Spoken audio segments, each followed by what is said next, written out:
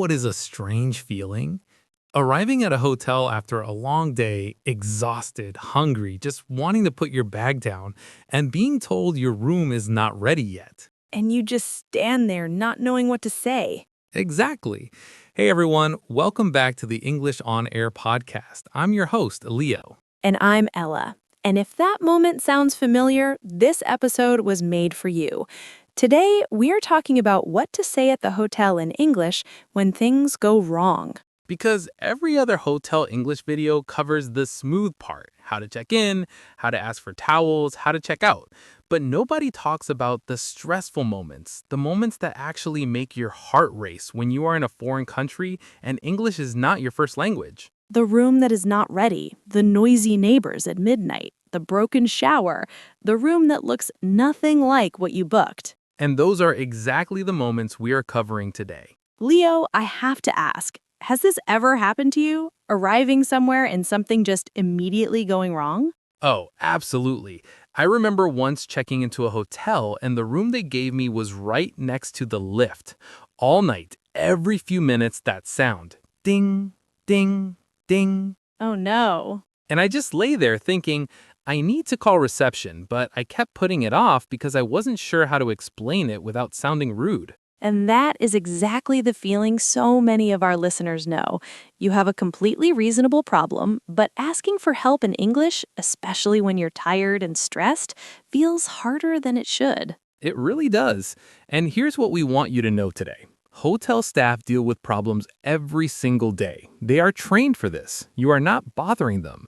You are giving them the chance to do their job. So let's start with that first situation. You arrive at the hotel, you give your name at reception, and they say, "I'm sorry, your room isn't ready yet." That mix of frustration and confusion. You booked in advance, you have a confirmation, and now you're standing there with your bags not knowing what to do. So let's try it. Leo, you be the tired, frustrated guest. I'll be the receptionist. Okay. Hi, so I have a booking and I've been traveling since this morning and I'm really tired and I don't understand why the room isn't ready because I booked it weeks ago and I specifically asked for early check-in and... And already you can feel it. Understandable frustration, but hard to follow. Now, the calm version. Good afternoon. Welcome. How can I help? Hi, I have a reservation under the name James Walker. I was expecting to check in at 3. Is there any update on when the room will be ready? One clear, polite question. That is all you need to open the conversation. And once they answer, you continue calmly. If they say it will be another hour, you ask, "Is there somewhere I can leave my luggage while I wait?" Or, is there a lounge or cafe area I can use in the meantime? Simple follow-up questions. You're not complaining, you're problem-solving together with them. And that energy makes a real difference. A calm, friendly guest almost always gets better and faster service than a frustrated one. That's just human nature, and it's true in every language. Now, let's talk about something that happens later in the stay. You've checked in, you finally unpacked, you're in bed, and then noise. Loud, continuous noise from the room next door. Oh, this one is so difficult because now you have to call someone late at night about something that feels uncomfortable to bring up. And many learners just lie there in silence because they do not know how to complain politely in English without sounding rude or difficult. So here's exactly what you say. You call reception and you say, "Hello, this is room 214.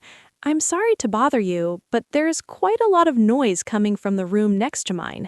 Is there anything you can do?" That phrase, "I'm sorry to bother you," is one of the most useful phrases in English for any uncomfortable situation.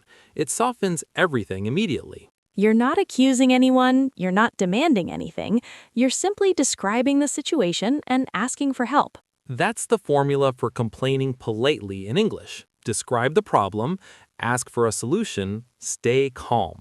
And if the noise continues after they say they will handle it, you can call again and say, "I'm so sorry to call again, but the noise is still happening. Would it be possible to move to a quieter room?" That phrase, "would it be possible," is one of the most powerful and polite phrases in English.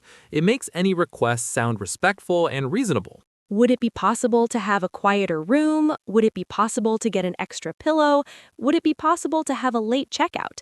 It works in almost every hotel situation. Write that one down. Would it be possible? It will serve you well far beyond just hotels. Now, let's talk about things going wrong inside the room itself, because this happens more often than people expect. You get to your room and the air conditioning is not working, or there is no hot water, or the Wi-Fi password doesn't work. In any of these situations, do not sit with the problem hoping it will fix itself.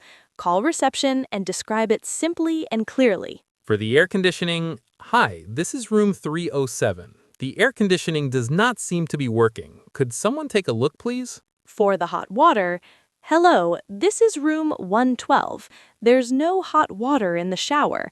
Is this something that can be fixed today? For the Wi-Fi, hi, the Wi-Fi password on my room card does not seem to be working. Could you give me the correct one, please? Each of those is short, clear, and completely polite.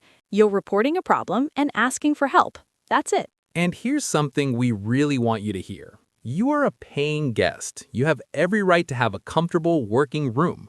Reporting a problem is not being difficult. It's completely reasonable. Hotels want to fix problems. It's far better for them if you report something than if you say nothing and leave a bad review afterward. Now, one more situation, and this one requires a little more confidence. You walk into your room and it looks completely different from what you booked.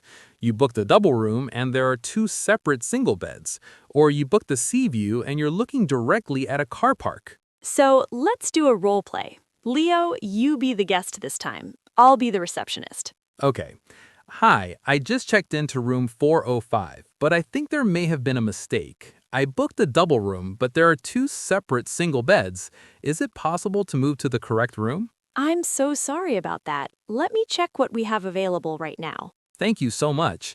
And if there's no double room available tonight, would it be possible to push the beds together as an alternative? Of course, I will send someone up to arrange that for you straight away. And notice I described the problem, asked for my ideal solution, and immediately offered a backup solution. That last part is really important. When you go in with a backup solution ready, it shows you're reasonable and flexible, and it almost always gets you a faster, better response. Always think, what do I want ideally and what would I also be happy with? Go in with both ready.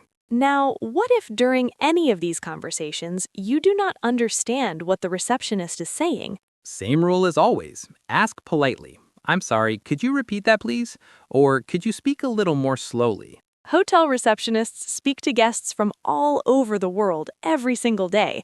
They are very used to slowing down and repeating. You'll never be the first person to ask. And if something is being offered to you, like a room upgrade or a voucher, and you want to make sure you understood correctly, say, I'm sorry, just to confirm, are you saying that my room will be changed at no extra cost? Confirming what you heard is not a sign of weakness. It's smart. It prevents misunderstandings and shows you're paying attention. Okay, let's recap. 5 hotel problem situations and what to say. 1. Room not ready. My room doesn't seem to be ready yet. Is there any update on when it will be available? 2. Noisy neighbors. I'm sorry to bother you, but there is quite a lot of noise coming from the room next to mine. Is there anything you can do? 3. Something broken. The air conditioning is not working. Could someone take a look, please? 4. Wrong room type. I think there may have been a mistake with my room. Is it possible to move to the correct one? 5. You didn't understand. I'm sorry, could you repeat that, please? Or, just to confirm, are you saying that... And your 2 most powerful phrases for any hotel situation, I'm sorry to bother you, and would it be possible? Now, here's our question for you today. Have you ever had a problem at a hotel where you had to speak English to solve it? What happened, and what did you say? Tell us in the comments. We always read them, and your experience might be exactly what another listener needs to hear today. Thank you so much for spending this time with us. We hope this episode means that next time something goes wrong at a hotel, you feel calm, prepared, and ready. Because you are more capable than you think. You just needed the right phrases, and now you have them. This was the English On Air podcast with Leo and Ella. Take care of yourself. Be kind to yourself. Bye, everyone. See you in the next episode. Your learning doesn't stop here. Click on the next video and continue your English journey with us.